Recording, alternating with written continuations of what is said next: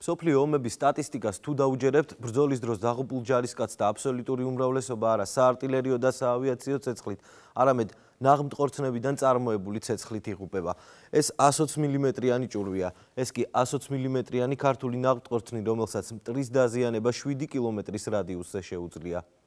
საქართველოში სხვადასხვა კალიბრის ნაღმტყორცნების დამზადება ჯერ კიდევ 90-იანი წლებიდან ხდებოდა, თუმცა ქართულ არმიაში მათი მასიური შეიარაღებაში მიღება სხვადასხვა მიზეზების გამო ვერ მოხერხდა. 2011 წლიდან სხვა ტიპის სამხედრო ტექნიკის შექმნის დაწყებასთან ერთად აღდგა ნაღმტყორცნების მასიური წარმოებაც. 2012 წლის მდგომარეობით საქართველოში 3 სხვადასხვა კალიბრისა და 6 სხვადასხვა ტიპის ნაღმტყორცნი იწარმოება.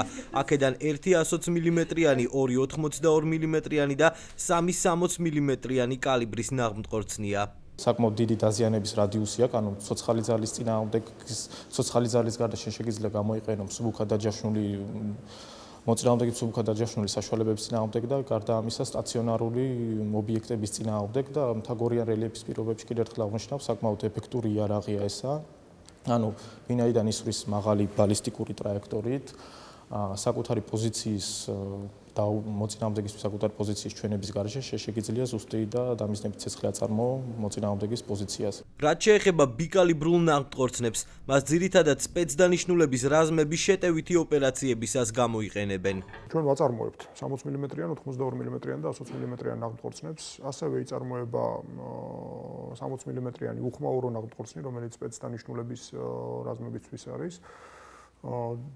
ჩუმი ოპერაციებისთვის, ესე ვთქვათ. ნავთობხორცნის წონა იძლევა იმის საშუალებას, რომ თვითონ დაშლილ მდგომარეობაში არსებული ეს იარაღი და ანუ საბრძოლო კომპლექტი რამოდენიმე კაცმა ატაროს ზურგით. ამავდროულად მცირე, ანუ დივერსიული ოპერაციებისთვის, ან მცირე შეტევებისთვის, იგივე თავდაცვითი ოპერაციების დროს საკმაოდ ეფექტურია და სპეცდანიშნულების დანაყოფებით ამას გამოიყენებენ. დელტას კიდევ ერთი ნაწარმი ტანკსაწინააღმდეგო, ბორტსაწინააღმდეგო ნაღმი RD7-ია. ნაღმი ტანკებისა და მსუბუქი ჯავშანმანქანების გვერდითა პროექციიდან გასანადგურებლადაა განკუთვნილი. ნაღმის დეტონაცია ტექნიკის ჩავლის დროს დისტანციურად ან ოპერატორის მიერ დამოუკიდებელი სენსორის საშუალებით ხდება, რომელიც ნაღმზე მაგრდება. RD7 დაფუძნებულია ეგრეთ წოდებული დამრტყმელი ბირთვის პრინციპზე. ბირთვს უპრობლემოდ შეუძლია გაარღვიოს დღეისთვის არსებული უმრავლესი მოდელის ტანკების გვერდითა ჯავშანი, რომლებიც დამატებითაა აღჭურვილი პირველი თაობის დინამიური დაცვის ელემენტებით. ძალიან აუცილებელი იარაღია საქართველოს პირობებში, იმიტომ რომ ჩვენი მოწინააღმდეგე რუსეთის ფედერაცია, მის სახმელეთო ჯარები ძირითადად შედგება მსუბუქი ჯავშან ტექნიკისგან, ეს ქვეითთა საბრძოლო მანქანები, მედესანტთა საბრძოლო მანქანები და ჯავშან ტრანსპორტიორები, რომლის წინააღმდეგაც საჭიროა დიდი რაოდენობით მსგავსი იარაღი და ძალიან კარგი იქნება თუ თავდაცვის სამინისტრო დადებს საკმაოდ მოზრდილ კონტრაქტს და შეიძლება დიდი რაოდენობით ამ ტიპის იარაღს. ჯერ კიდევ საბჭოთა კავშირის დროს წარმოებული, თუმცა ახალი ელემენტებით მოდერნიზებული ხელის ტანკსაწინააღმდეგო ყუმბარტყორცნი RPG-7-ის ქართული ვარიანტი სპეციალისტთა შეფასებით საკმაოდ ეფექტურია. RPG-ს სროლას არ სჭირდება განსაკუთრებული პროფესიონალიზმი და რაც მთავარია, მისი ღირებულება პოტენციური სამიზნის ღირებულებაზე ბევრად უფრო დაბალია. თუ ანალოგის რესურსი ვთქვათ 100-დან 300 გასროლამდე მერყეობს, ჩვენ შემთხვევაში რესურსი 1200-ზე ზევით არის.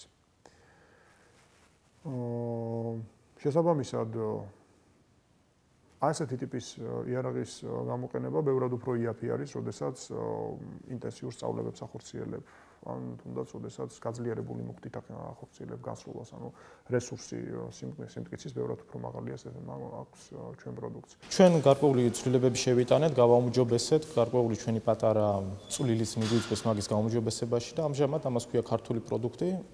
და 2008 წლის ომმა ნათელი მოხფინა იმას, რომ ტანკსაწინააღმდეგო იარაღი გვჭირდებოდა და RPG-7 ერთ-ერთი ყველაზე მარტივი საშუალებაა, რომ არამაღალ ტექნოლოგიური ტანკსაწინააღმდეგო საშუალებებიდან შეავსოს ის ნიშა, რომელიც ქართულ არმიას რეალურად ჭირდება მოწინააღმდეგის პირობითი და არა მხოლოდ პირობითი მოწინააღმდეგის ჯავშან ტექნიკასთან საბრძოლველად. პროდუქციის კონკრეტული დეტალების შესახებ საუბარს გასაგები მიზეზების გამო გვერდი აუარეთ. საჭიროების შემთხვევაში ქართველ სამხედროებს ქვეყნის ტერიტორიული მთლიანობის დაცვა უცხოურ ანალოგებთან ერთად ახლა უკვე ქართული წარმოების ნაღმტყორცნებით, ტანკსაწინააღმდეგო და ხელის ყუმბარტყორცნებით შეეძლებათ.